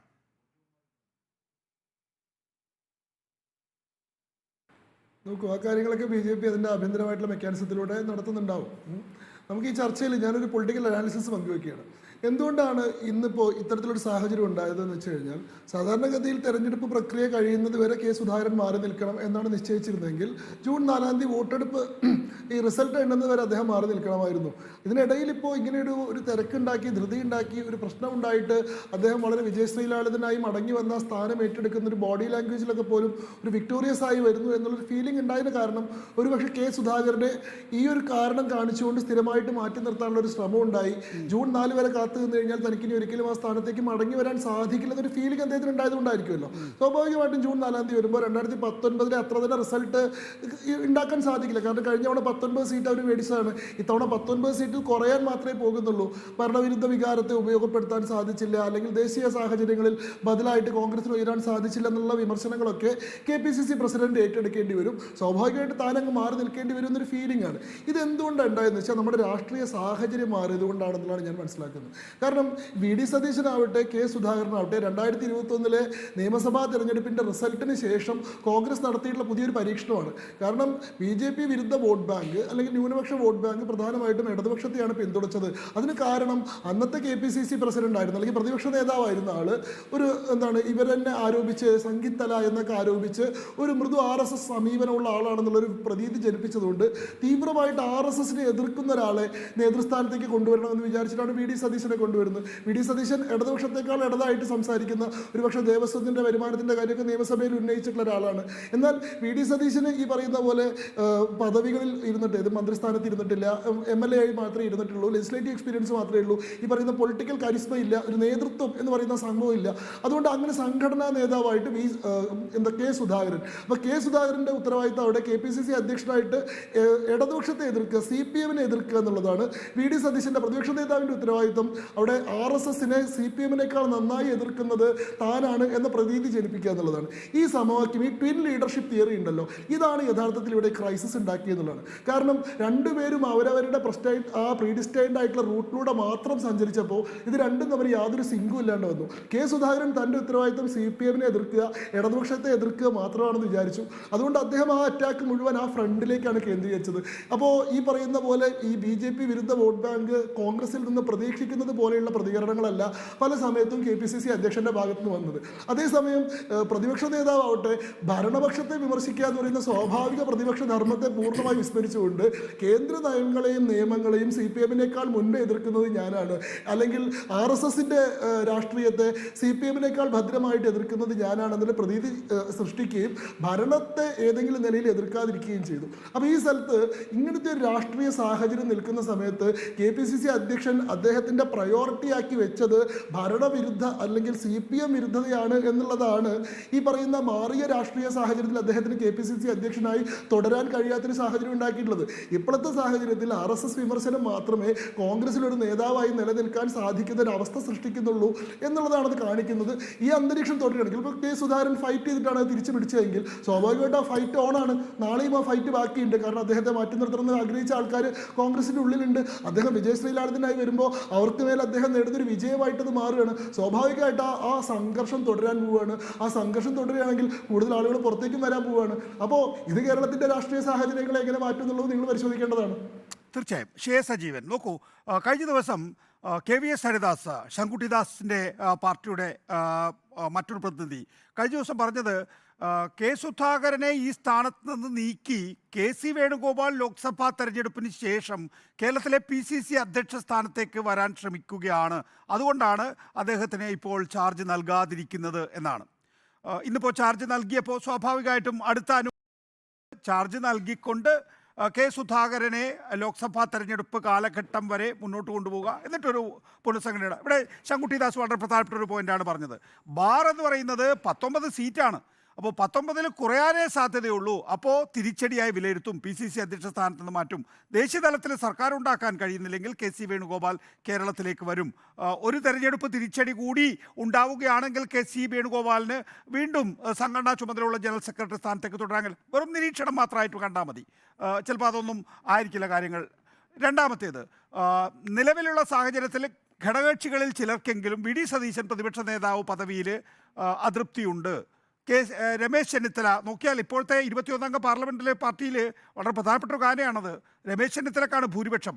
രമേശ് ചെന്നിത്തലക്ക് ആയിരുന്നു ഭൂരിപക്ഷം. ഒരു കള്ളക്കളിയിലൂടെയാണ് തന്നെ പ്രതിപക്ഷ നേതാവ് പദവിയിൽ നിന്ന് നീക്കിയത് എന്നാണ് രമേശ് ചെന്നിത്തല ധരിച്ചു വെച്ചിരിക്കുന്നത്. ഇപ്പോൾ നോക്കിക്കഴിഞ്ഞാൽ രമേശ് ചെന്നിത്തലയോടൊപ്പം A ഗ്രൂപ്പിൻ്റെ ഒരു വിഭാഗമുണ്ട്. പുനഃസംഘടന എന്ന് പറയുമ്പോൾ ലോക്സഭാ തെരഞ്ഞെടുപ്പിന് ശേഷം PCC അധ്യക്ഷ സ്ഥാനത്ത് മാത്രമല്ല എന്നാണോ കാണേണ്ടത്? തീർച്ചയായിട്ടും നമ്മൾ രമേശ് ചെന്നിത്തല അന്ന് പറഞ്ഞ കാര്യം, അതായത് പ്രതിപക്ഷ നേതാവിൻ്റെ സ്ഥാനം തന്നിൽ നിന്ന് മാറ്റപ്പെട്ട സമയത്ത് രമേശ് ചെന്നിത്തല പറഞ്ഞൊരു കാര്യം നമ്മൾ ഓർക്കേണ്ടതാണ്. അദ്ദേഹം പറഞ്ഞത് ഈ പാർലമെൻ്ററി പാർട്ടി നേതാവായിട്ട് ഇനി അതായത് ഭരണം കിട്ടുന്ന സമയത്ത് വരുമ്പോൾ ഞാൻ അതിൽ തീർച്ചയായിട്ടും ഒരു മത്സരാർത്ഥിയായിരിക്കും, അതായത് മുഖ്യമന്ത്രിയാവാൻ ഞാനുണ്ടാകും എന്ന് അദ്ദേഹം പറഞ്ഞിട്ടുണ്ട്. സ്വാഭാവികമായിട്ടും അദ്ദേഹത്തിൻ്റെ ലക്ഷ്യവും അദ്ദേഹത്തിൻ്റെ പ്രവർത്തനവും അതേ രീതിയിലാണ് പോകുന്നത്. VD സതീശിനെ പൂർണ്ണമായിട്ടും അംഗീകരിച്ചുകൊണ്ടല്ല, പലപ്പോഴും KPCC പ്രസിഡന്റ് പറയുന്നതിന് പകരമായിട്ടോ അല്ലെങ്കിൽ പ്രതിപക്ഷ നേതാവ് പറയുന്നതിന് പകരമായിട്ടോ ആദ്യം പറയുന്ന ആളായിട്ട് രമേശ് ചെന്നിത്തല മാറിയിട്ടുണ്ട്. പല ഘട്ടങ്ങളിൽ നമ്മൾ കണ്ടതാണ്. സ്വാഭാവികമായിട്ടും ആ ഒരു നീക്കമുണ്ട് എന്നുള്ള കാര്യം സംശയമില്ല. ഏറ്റവും കൂടി ഇപ്പോൾ രണ്ടുപേരുടെയും മാറ്റം എന്ന് പറയുന്നത് പ്രതിപക്ഷ നേതാവും KPCC പ്രസിഡൻറ്റും ഈ രണ്ടു പേരും ഒരേപോലെ ഒരേ സ്വരത്തിലല്ല പോകുന്നത് എന്ന് പരസ്യമായിട്ട്, നമ്മൾ 1-2 തവണയല്ലല്ലോ, ഇത് പരസ്യമായിട്ട് അവർ തന്നെ തെളിയിച്ചു. സ്വാഭാവികമായിട്ട് അങ്ങനെ പോകുമ്പോൾ 2 തവണ അധികാരം നഷ്ടപ്പെട്ട ഒരു പാർട്ടിക്കും മുന്നണിക്കും മൂന്നാമത്തെ തവണ കിട്ടാനുള്ള സാധ്യത കുറയും. അതുകൊണ്ട് തന്നെ ഈ പാർലമെൻറ്റ് തെരഞ്ഞെടുപ്പിൽ കുറേ സീറ്റുകൾ നഷ്ടപ്പെട്ടാൽ അത് തിരിച്ചടിയാണ് എന്നുള്ള മനസ്സിലാക്കിയിട്ട് ഒരു പുനഃസംഘടന ഉറപ്പാണെന്നുള്ള കാര്യത്തിൽ എനിക്ക് സംശയമില്ല. വേറൊരു കാര്യമുള്ളത്, ഇവിടെ കണ്ണൂരിൽ മത്സരിച്ച MV ജയരാജൻ 2-3 ദിവസങ്ങൾക്ക് മുമ്പ് ഉമർ ഫൈസി മുക്കത്തെ വന്ന് അദ്ദേഹത്തിൻ്റെ വീട്ടിലെത്തി കണ്ട് സംസാരിച്ചിരുന്നു. ഉമർ ഫൈസി പറഞ്ഞത് നന്ദി പറയാനാണ് അദ്ദേഹം വന്ന്, ഞങ്ങളെക്കൊണ്ട് അദ്ദേഹത്തിന് എന്തെല്ലാമോ ഗുണം കിട്ടിയിട്ടുണ്ട്, അതിന് നന്ദി പറയാനാണ് വന്നതെന്നാണ്. സ്വാഭാവികമായിട്ടും അവിടെ കണ്ണൂരിൽ താങ്കൾക്കറിയാവുന്നതാണ്, EK സുന്നി വിഭാഗത്തിൽ നല്ല സ്വാധീനമുള്ള സ്ഥലമാണ്. അപ്പോൾ അവിടെ അങ്ങനെ ഒരു നീക്കമുണ്ടായി എങ്കിൽ ഈ സുധാകരൻ്റെ സീറ്റ് പലപ്പോഴും നഷ്ടപ്പെടാനുള്ള സാധ്യതയുണ്ട്. അത് സുധാകരന് തിരിച്ചടിയാകും. അങ്ങനെ KPCC പ്രസിഡന്റ് സ്ഥാനത്തേക്കും പ്രതിപക്ഷ നേതാവിൻ്റെ സ്ഥാനത്തേക്കും ഒരു പുനഃസംഘടന അല്ലെ ഒരു മാറ്റിപ്പണിയൽ ഉണ്ടാവാൻ ഉള്ള സാധ്യതയാണ് ഞാൻ കാണുന്നത്. ശരി, സ്വന്തം സീറ്റിലെ സുധാകരനെ ജയിക്കാൻ സാധിച്ചില്ലെങ്കിൽ എങ്ങനെ അദ്ദേഹത്തിന് പ്രസിഡന്റ് സ്ഥാനത്ത് തുടരാൻ സാധിക്കും? ഇനി MP സ്ഥാനം നഷ്ടപ്പെടുകയാണെങ്കിൽ സുധാകരന് എന്ത് നൽകി അദ്ദേഹത്തെ PCC പ്രസിഡന്റ് സ്ഥാനത്ത് നിന്ന് ഒഴിവാക്കും തുടങ്ങിയ ഒട്ടേറെ വിഷയങ്ങളുണ്ട്. ഒപ്പം തന്നെ ലെജിസ്ലേറ്റീവ് പാർട്ടി നേതാവ് സ്ഥാനത്ത് നിന്ന് VD സതീശനെ നീക്കാനുള്ള ശ്രമവും ഉണ്ടാകുമോ എന്നുള്ളത് കാണേണ്ടതാണ്. അതിലൊക്കെ തന്നെയും ചില ഉൾപിരിവുകൾ പാർട്ടിയിൽ ഉണ്ടാകുന്നുണ്ട് എന്നുള്ള സൂചനകളും ലഭ്യമാണ്. നന്ദി professor PJ Kurian, advocate Anilkumar, Shankuttidas, Jacob George, A Sajeevan ചർച്ചയിൽ പങ്കെടുത്തതിന്.